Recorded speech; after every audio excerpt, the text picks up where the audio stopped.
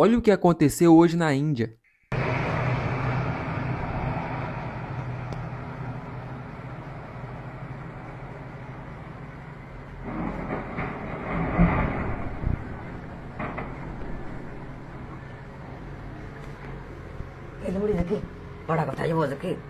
Esse avião é da Air India.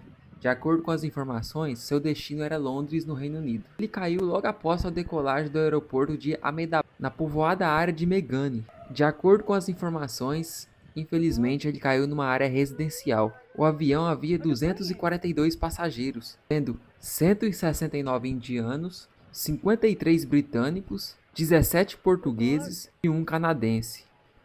Ainda não se sabe o que causou o acidente. Não sabemos se foi falha mecânica ou falha humana, ou até outra coisa ao redor que pode ter causado isso.